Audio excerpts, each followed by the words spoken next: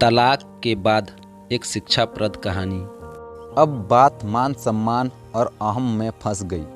जिन्हें अपने जीवन का फैसला करना था वह अन्य लोगों के अभिमान में उलझ कर रह गए।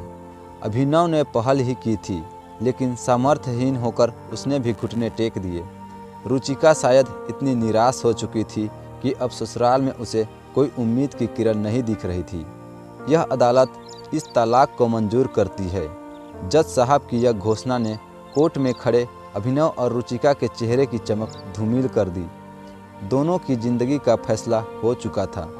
दोनों अब विवाह बंधन से मुक्त थे, लेकिन यह उनकी खुशी का कारण था या दुख का, कहना मुश्किल था। उनके रिश्तेदार और एडवोकेट प्रसन्न मुद्रा में विजयी मुस्कान के साथ कोर्ट परिसर से बाहर आ गए। अभिनव का दिल टूट चुका था।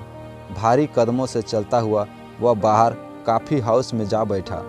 रुचिका भी स्कूटी पर सवार होकर जाने लगी। उसका चेहरा भावहीन था, जिसे पढ़ने में वह असफल रहा। जीवन के ऐसे क्षण बहुत विचित्र होते हैं, जब हार जीत को समझना ही कठिन हो जाता है। दोनों परिवारों के रिश्तेदार जा चुके थे। दोनों एडवोकेट जो कोर्ट में एक दूसरे से बेइंतहा झगड़ रहे थे, अब एक दूसरे का हाथ पकड़े प्रेम से चाय पी रहे थे। किनकी जिंदगी टूटी, किनके सपने बिखरे, किसी को इससे कोई मतलब नहीं था। सभी रिश्तेदार और परिजन अपनी आन शान पर आई तोहमत को तलाक रूपी परिणाम में बदलकर अब रुखसत हो चुके थे। अब उनकी दखल अंदाजी की कोई और संभावना नहीं बची थी। रुचिका अब उसके सामने से होकर गुजर रही थी। एक नज़र उसने अभिनव को देखा। दोनों ठिठके भी, लेकिन शायद अहम की दीवारें भावनाओं से ज़्यादा मजबूत थी। वह स्पीड बढ़ाकर निकल गई। उसका आक्रोश शायद स्कूटी की स्पीड पर निकल रहा था। तभी तेज कर्कश आवाज़ गूंजी और अभिनव ने रुचिका की स्कूटी को सामने से आती कार से टकराते देखा। वह दौड़ पड़ा। रुचिका सड़क पर बेसुध पड़ी थी। सिर से बहते खून को देखकर वह घबरा गया। वह फौरन उसे उठाकर ऑटो से अस्पताल की ओर दौड़ पड़ा। रुचिका की आंखें मूंदती जा रही थी। अभिनव का डर बढ़ता जा रहा था। अस्पताल में उसका इलाज शुरू हो गया, लेकिन उसे इस हालत में छोड़कर वह जाने को तैयार नहीं था। नियति के खेल भी कितने अजीब होते हैं। इंसान जब करीब हो तो दूर हो जाते हैं, और दूर रहने पर मुहर लग जाए तो नज़दीक आना संयोग बन जाता है। ज़्यादा दुखद पहलू तो यह था कि एक्सीडेंट की खबर उसके भाई भाभी को मिल चुकी थी, लेकिन अभी तक दोनों का अस्पताल में आगमन नहीं हो पाया था। खून के रिश्ते अक्सर विपरीत अनुभव देते हैं। रुचिका के माता पिता तो थे नहीं, बस भाई और भाभी थे। भाभी सुप्रीम कोर्ट के एडवोकेट से कम नहीं थी। दूसरे रुचिका के बड़े जीजा भी बहुत ज़्यादा ही समझदार थे। हकीकत यह थी कि पीहर में उन दोनों की ही चलती थी, जिनकी सोच में भावनाओं से ज़्यादा जोड़ तोड़ के कारनामे छुपे होते थे। रुचिका को होश आ गया था। वो असमंजस भाव से बोली, आप यहाँ क्यों? मुझे यहाँ नहीं होना चाहिए था। दुखी स्वर से अभिनव बोला, आप जीत गए, मैं हार गई। इस शादी से मुक्त हो गए। आप एक चरित्रहीन महिला के साथ यहाँ, आपको और समय बर्बाद नहीं करना चाहिए अभिनव। रुचिका प्लीज पहले अपने आप को देखो। मैं क्रिमिनल, नालायक, दहेज का लोभी, तुम्हें टॉर्चर करने वाला। अब तुम मुक्त हो गई मुझसे, स्वतंत्र हो, जैसा मन करे खुशियों को महसूस करना। अब रुचिका ने कोई जवाब नहीं दिया। कुछ समय ऐसी ही निःशब्दता से निकल गया। फिर धीमे स्वर से बोली, पैरों का ऑपरेशन नहीं करवाया ना आपने? नहीं, अब दर्द महसूस नहीं होता मुझे। अभिनव शांत स्वर से बोला, क्यों? मैंने कसम दिलाई थी अपनी, वो तो मान लेते। मुझे ऑपरेशन से भी बड़ा काम करना था रुचिका। आप कब समझोगे? अपने लिए भी जीना सीखो, सबका ख्याल, लेकिन खुद। उदास रुचिका ने वाक्य अधूरा छोड़ दिया। नहीं, अगर ख्याल रखता तो तुम्हें यूं न खोता। एक हारा हुआ इंसान हूँ मैं। ऐसा नहीं कहते अभिनव, शायद मेरी नियति ही ऐसी थी। माहौल बहुत गंभीर हो गया था। अभिनव रुचिका की आंखों में आए आंसुओं को पोंछ रहा था। सुनो, आप मुझे वो कोर्ट डिग्री वाले 6 लाख रुपए मत देना। अरे नहीं, वो तो मैं ज़रूर चुकाऊंगा तुम्हें, चाहे खुद को बेचना ही ना पड़े। अभिनव दृढ़ स्वर से बोला। प्लीज़ अभिनव, मुझे नहीं पैसे लेने। क्यों, अब क्या हुआ? कोर्ट में तो तुम्हारा वकील मुझे असक्षम साबित करने पर तुला था, तुम्हारा ख्याल रखने में नाकाबिल। अभिनव के स्वर में आक्रोश उभर रहा था। मुझे अब आत्मनिर्भर बनना है, कोई रखरखाव, कोई जिम्मेवारी किसी और की नहीं। रुचिका गंभीर हो गई। नहीं रुचिका, तुम पैसे ले लेना। मैं नहीं चाहता कि तुम अब दर बदर की ठोकरें खाओ, भैया भाभी के आगे हाथ फैलाओ।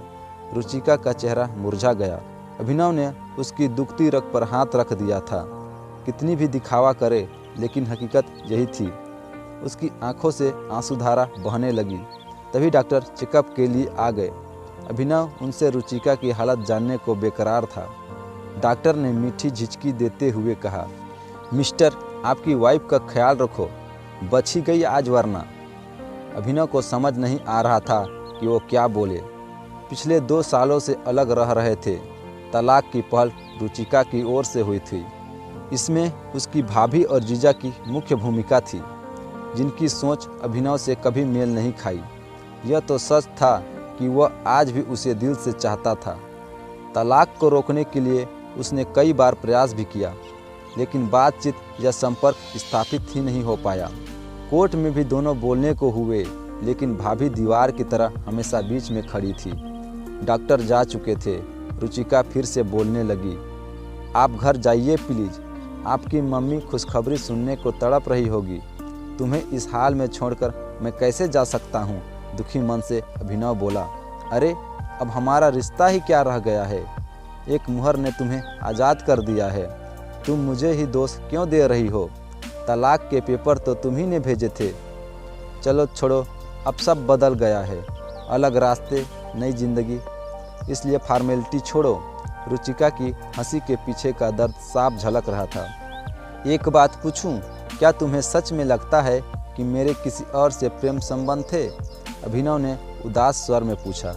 नहीं, मैं नहीं जानती। आप ऐसे नहीं हो। तो फिर तुमने कोर्ट में मेरे लिए ऐसी बातें क्यों कही? इसलिए ताकि आप मुझसे पीछा छुड़ा सको। आपके घर वाले यही तो चाहते थे कि मैं आपकी ज़िंदगी से दूर हो जाऊं। अभिनव कुछ और बोल पाता, उससे पहले ही रुचिका के भाई भाभी दनदनाते हुए आ पहुँचे। भाई अभिनव पर गरजने लगा, मिस्टर, अब क्या जान लेकर ही मानोगी मेरी बहन की? अभिनव खून का घूंट पीकर रह गया। वह हंगामा खड़ा करना व्यर्थ था। भाई रुचिका को समझा रहा था कि सब अभिनव का ही किया धरा है। वह बदला लेने के लिए उसकी जान तक ले सकता है। रुचिका अब और चुप नहीं रह सकी। प्लीज़ मुझे अकेला छोड़ दो, मैं अब जीना नहीं चाहती। अभिनव का वहाँ रहना अब और संभव नहीं था। घर पहुँचते ही उसे एक और झटका लगा। ड्राइंग रूम में बहन बहनोई वगैरह सब जीत का जश्न मना रहे थे। टेबल पर मिठाई सजी थी।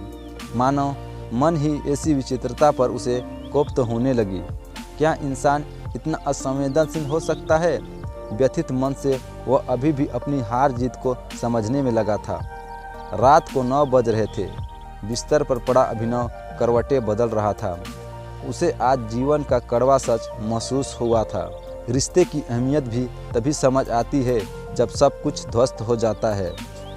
रुचिका 2 साल पहले घर छोड़कर जा चुकी थी, पर एक उम्मीद तो थी कि वह वापस जरूर आएगी। लेकिन आज कोर्ट की मोहर ने वह उम्मीद भी खत्म कर दी। उसकी आंखें नम हो गई।